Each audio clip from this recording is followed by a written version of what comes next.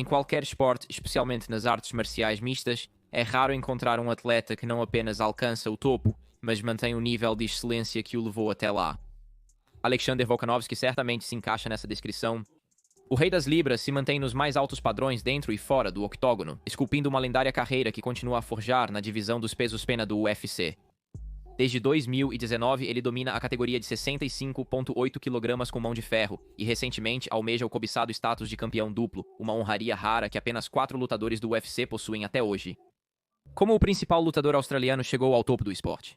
Este é um guia casual do UFC sobre Alexander Volkanovski, lutador australiano. Se você curte esse conteúdo, deixe seu like e inscreva-se. Caso contrário, enviarei Francis Ngannou atrás de você.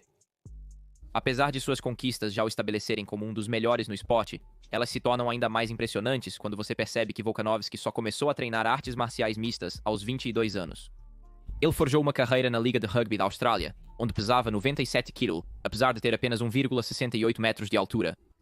Os adversários de Whittaker no UFC tinham muito mais experiência, mas a ética de trabalho do australiano era incomparável, como mostrava seu cartel pré-UFC de 13 vitórias e uma derrota.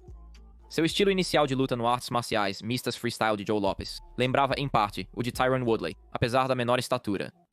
Explosivo e rápido devido à sua construção compacta, o contra-ataque com a mão direita combinado com a luta ofensiva de elite formava uma combinação perfeita.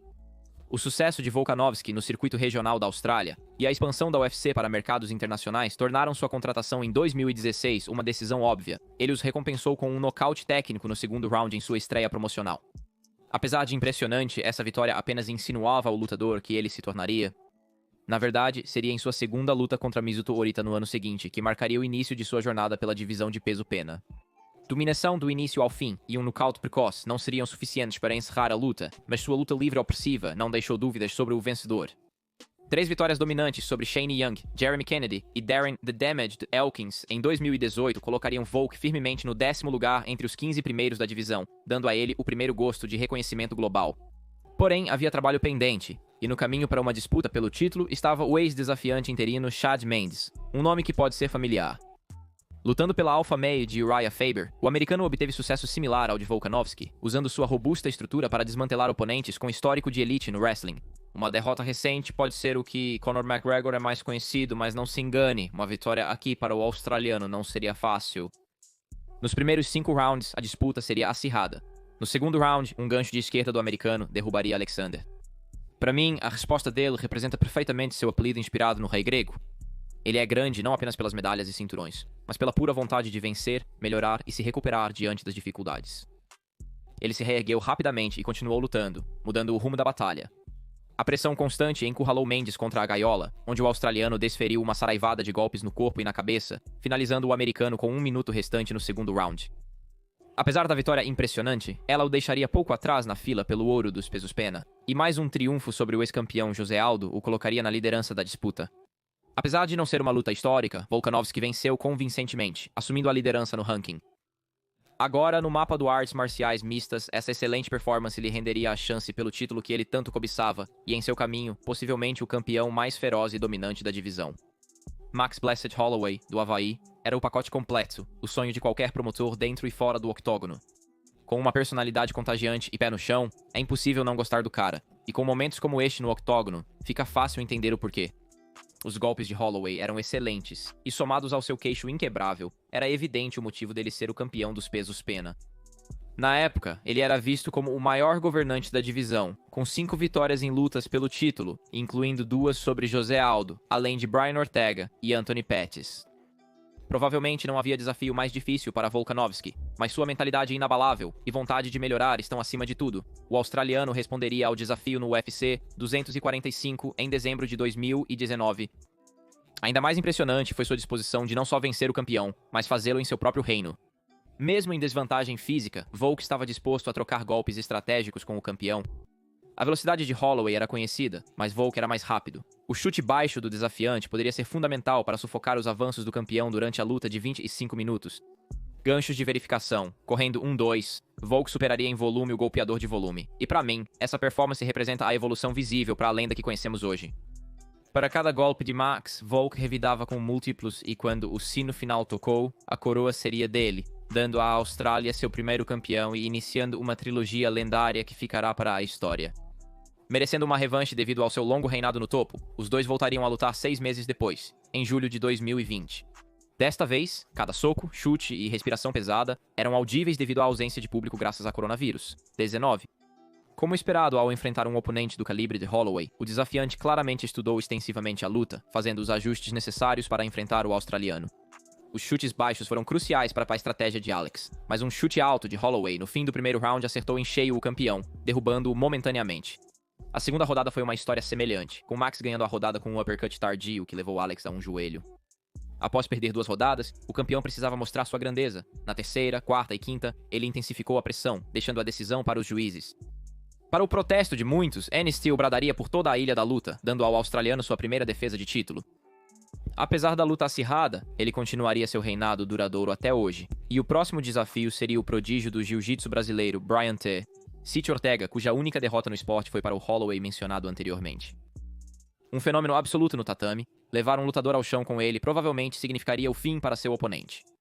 Volk dominou desde o início, a caminho de uma vitória calculada com seu ritmo implacável e grande variedade de golpes. Isso ocorreu até a habilidade de luta agarrada de Ortega provocar um inesperado estrangulamento de guilhotina montado. Quando é cortesia de um dos melhores finalizadores, pensei que estava acabado, mas lembre-se de quem estamos falando. Quase desmaiando, ele acharia uma saída. Momentos antes da derrota, o campeão revidaria e dominaria até o sino final, tendo sua mão levantada e vencendo por unanimidade nas pontuações contra um Ortega derrotado, mas certamente incansável. Para ilustrar a loucura do momento, Alex compartilhou seu processo de pensamento durante aqueles instantes no podcast Impulsivo. Então, chegamos lá, e então percebi que estou tipo, droga, estou no estrangulamento, e então estou tipo, tudo bem, fazendo o que precisava. E para fazer, empurrando seus quadris, ele fez, e então as luzes começaram a escurecer. Então, literalmente, as luzes estavam escurecendo, e tipo, você, sabe, era como um filme. Honestamente, o cair da noite me fez pensar que não havia como ele tirar o peso dos meus pés. Foi um momento de desespero, mas eu continuei, pois nunca foi uma opção. Ou os braços dele iriam se cansar, ou eu morreria. O fã ou zumbi coreano Chan Sung-jung enfrentaria sua próxima defesa de título no UFC 273 em abril de 2022, um veterano experiente com um queixo de aço. Todos conheciam suas habilidades, mas poucos acreditavam em suas chances. E para ser honesto, eles não estavam errados. Dominação total, e não há outra maneira de colocar isso. Volk o espancaria de um lado ao outro da jaula, comprovando seu apelido. Um nocaute técnico em pé seria necessário para Herb Dean intervir e encerrar a luta. Volk havia superado a maioria dos desafios na divisão, mas Max seguia um caminho semelhante, obliterando qualquer um em seu caminho com o objetivo de levar o cinturão de volta para o Havaí. Vitórias sobre Calvin Keita e Yair Rodrigues bastariam para uma trilogia de lutas, mesmo com 2 derrotas para o campeão. No UFC 276 em julho, 2 meses após o triunfo de Volk, seria tudo ou nada. Após a acirrada disputa anterior, era plausível imaginar que a revanche seria similar. Ambos os lutadores evoluíram muito desde o último combate, mas na minha opinião, essa atuação de Volkanovski foi não só a sua melhor, como uma das mais clínicas da história do artes marciais mistas.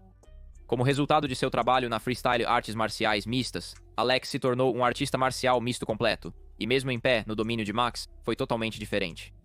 Em uma aula magistral de golpes, ele estava um passo à frente do oponente a cada instante, e uma rápida olhada nos rostos de ambos quando soou o gongo final evidenciou isso. Neste ponto, Volk estava definitivamente na disputa como o melhor peso-pena de todos os tempos, e havia garantido seu status como o rei peso por peso masculino. Mas Alex ousaria sonhar com um desafio ainda maior, subindo uma divisão para desafiar a segunda vinda de Khabib e o rei dos leves, Islam Makhachev, pelo status de campeão duplo.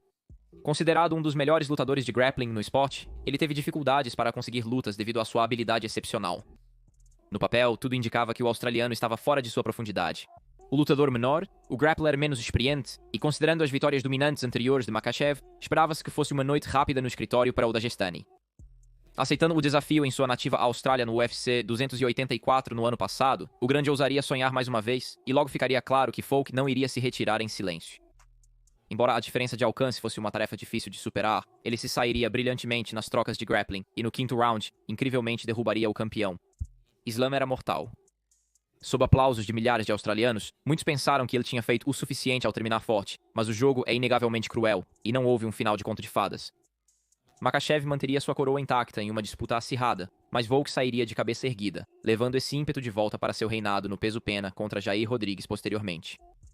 Apesar do estilo de golpe desordenado e não ortodoxo do mexicano, seria um dia normal para o australiano, que venceria por nocaute técnico no terceiro round com golpes no chão. O UFC parece estar de olho em uma revanche entre Volkanovski e Makhachev ainda este ano. Eu acredito que Volk prevalecerá. Ele segue se fortalecendo e agindo com grande integridade dentro e fora do cage. Para mim, uma vitória ali consolidaria seu legado como possivelmente o maior do esporte. É um privilégio assistir esse homem lutar no auge de seus poderes, então eu o aprecio. As quedas no mundo das lutas são cruéis e impiedosas.